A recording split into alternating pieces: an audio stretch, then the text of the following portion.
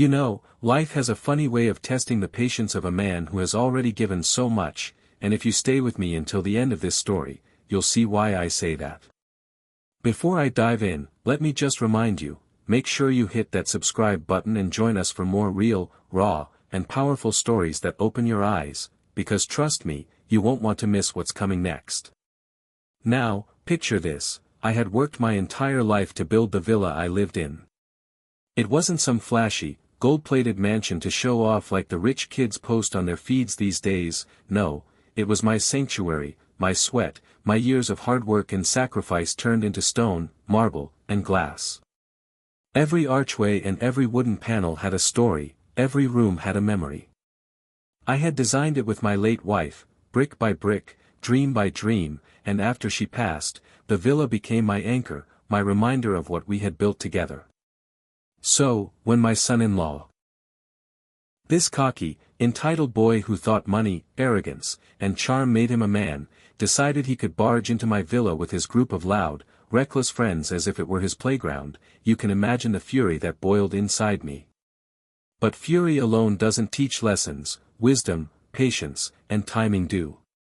That night, when they swaggered in, laughing, dragging in their bottles, their loud music, their careless footsteps echoing against my marble floors, I stood in the shadows of my own home and remembered a truth my father once told me: respect given freely is a gift, but respect taken for granted must be taught. At first, I wanted to throw them out immediately, shout, raise my voice, but instead, I let them taste their arrogance for a while. I watched them from the staircase, my son-in-law boasting about how this villa would one day be his and how he could do whatever he pleased in it because of his marriage to my daughter. That cut deep. My daughter, my only child, had been raised to respect hard work, to cherish humility, to value family. Yet here was the man she had chosen, bragging and stomping his ego all over my years of sacrifice. My blood boiled, but my mind remained cold and sharp. Teaching this young man a lesson was no longer about my pride, it was about saving my daughter's future from being tied forever to someone who confused entitlement with strength.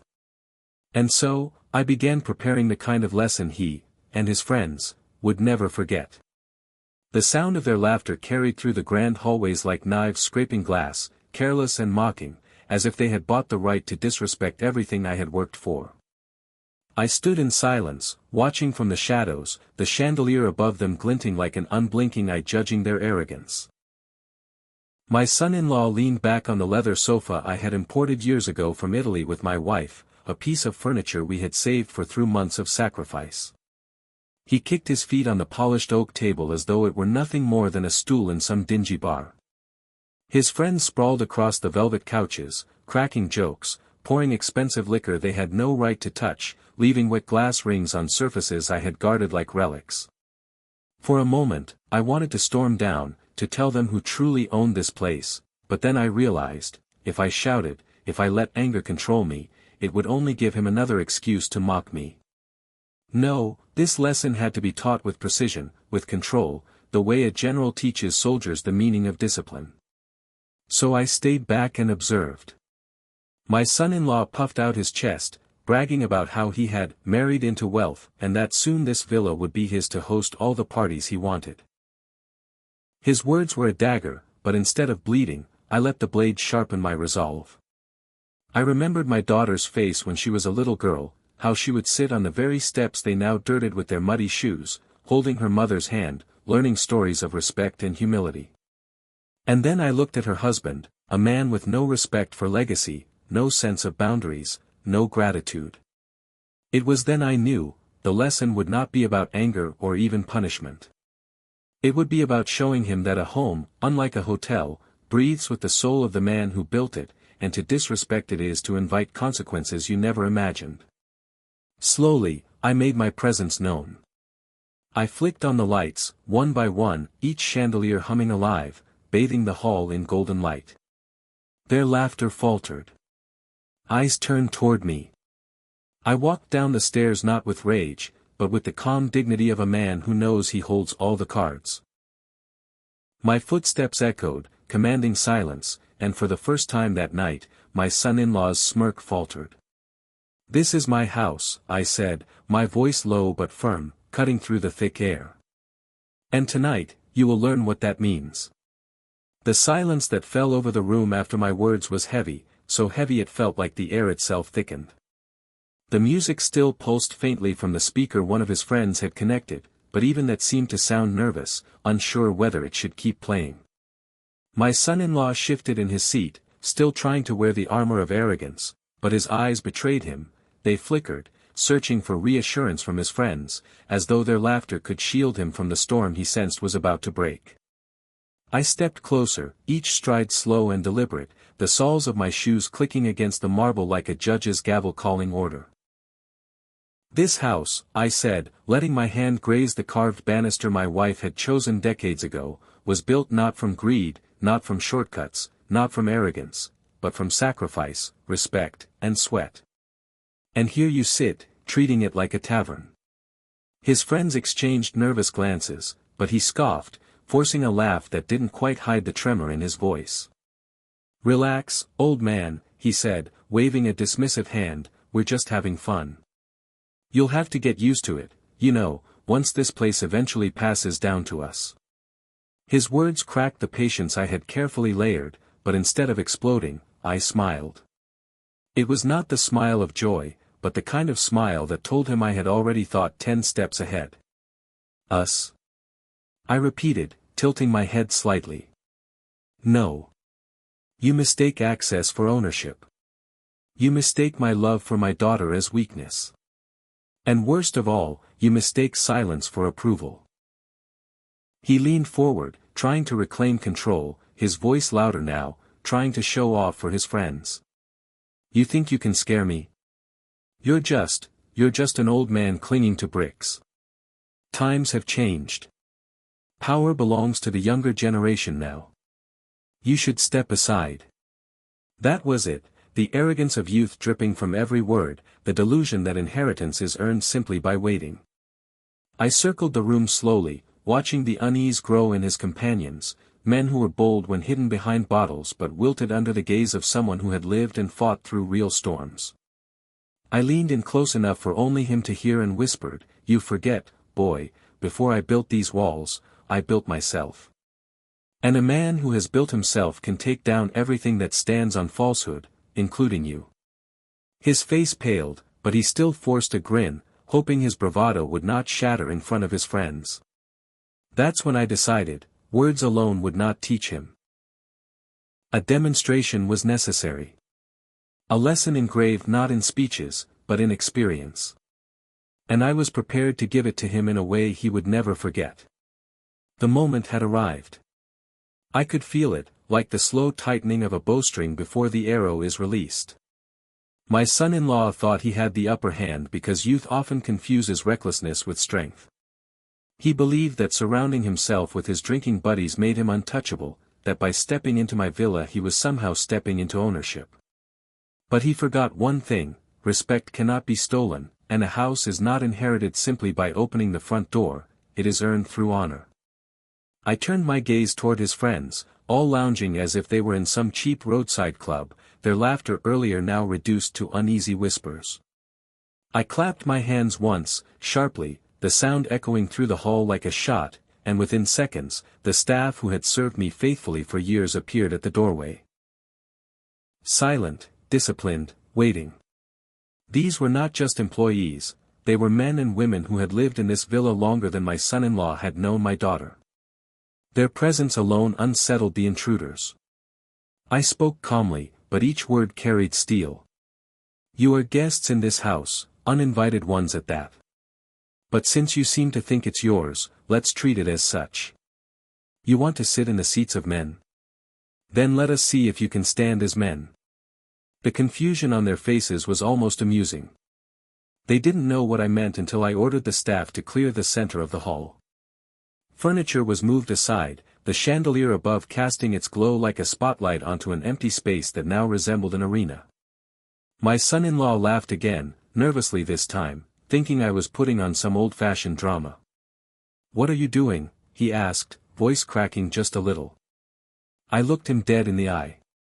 "Teaching." The lesson began not with fists, but with revelations. I gestured toward the wall, where framed photographs of my younger days lined the corridor, pictures of me in uniform, medals gleaming on my chest, my younger self standing tall among men who had fought beside me in places my son-in-law would never dare step foot. His friends, drunk with arrogance, went silent as they saw the proof of a past none of them had ever respected or even asked about. "You see," I said, my voice firm yet calm, "when you walk into a man's house and call him weak, you better know the life he's lived. You better know the battles he survived." My son-in-law tried to scoff, but the sweat on his forehead betrayed him. To push the lesson deeper, I summoned one of the guards from outside, a man in his 40s who had served with me years ago, who knew discipline like the back of his hand. "Show them," I commanded.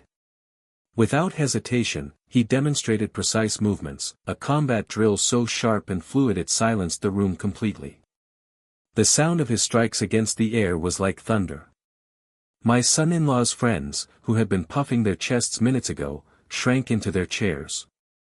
And then I looked at him, my son-in-law, who had thought barging in with numbers meant power. "Tell me," I said, "are you still certain that youth makes you invincible? Or do you finally see that strength is not in numbers, nor in arrogance, but in discipline, loyalty, and respect?" He stammered, but words failed him. I leaned closer, my voice dropping to a whisper that cut sharper than any shout. "This is not your playground. This villa is a legacy, and legacies do not bend to cowards." But I was not done. No, this was only the beginning of his lesson. I signaled the staff, and to his horror, they brought out boxes, documents, contracts, deeds. I laid them on the table before him. "Every stone of this villa, every acre of land outside, every business that funds it, mine. Built before you could spell the word future. And none of it, not a single brick, will pass to someone who cannot respect it." His jaw tightened, his pride crumbling as the truth pressed in. His friends sat stiff, some already wishing they could disappear. "You will not walk into this villa again without respect," I continued, "because respect is the only key that opens its doors."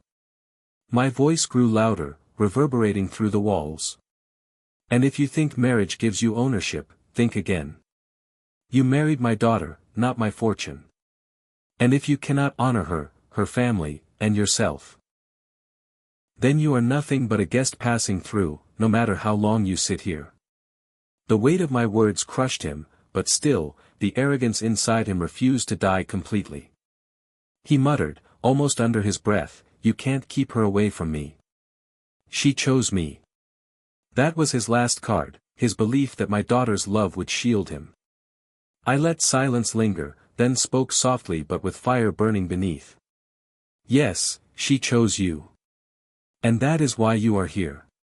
But do not confuse her love with my approval. One she gives freely, the other you must earn. And so far, you've only earned contempt." His friends finally stood, uneasy, whispering excuses about needing to leave.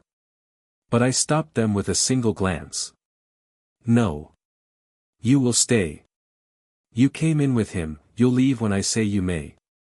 Tonight, each of you learns what it means to cross a line you should never cross."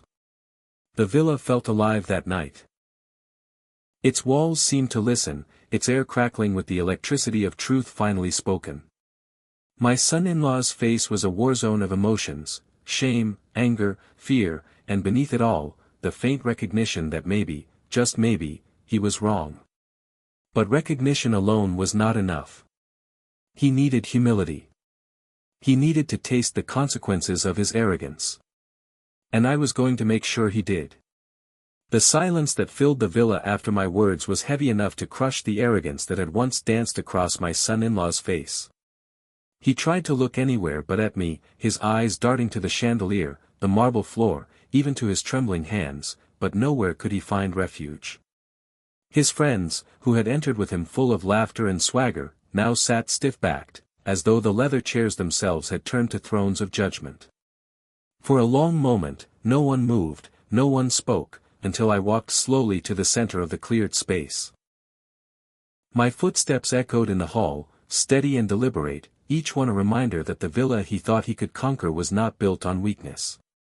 I stopped, turned toward him, and said, "If you came here tonight thinking you were walking into a villa to claim it as your playground, then you leave tonight knowing you walked into a battlefield, and lost before the fight even began." The words hung in the air like a verdict. His friends shifted uncomfortably, their bravado dissolved, and one of them, unable to bear the tension, muttered something about leaving. But I raised my hand. "Not yet. You barged into my house like jackals. You will leave like men, or you will not leave at all." The staff moved closer, standing in quiet formation, not a single word uttered. They didn't need to speak, their presence was enough. I gestured toward the boxes of deeds and documents still sitting on the table. "These are more than papers," I said. "They are proof of discipline, patience, and sacrifice. I built this empire brick by brick, with sweat that burned like fire and nights that bled into dawn. What have you built? An image of arrogance, nothing more. You wear suits and call yourself a man, but a man is not measured by what he wears or what doors he walks through uninvited. A man is measured by how he earns respect, by how he treats others, especially the family he marries into." His face darkened, his jaw set in defiance, but his eyes betrayed the tremor in his soul. "You think crashing into my villa makes you powerful?" I asked. "No. Power is not barging into someone's life, power is being invited because your presence commands honor. And tonight, you came like a thief, not like a man."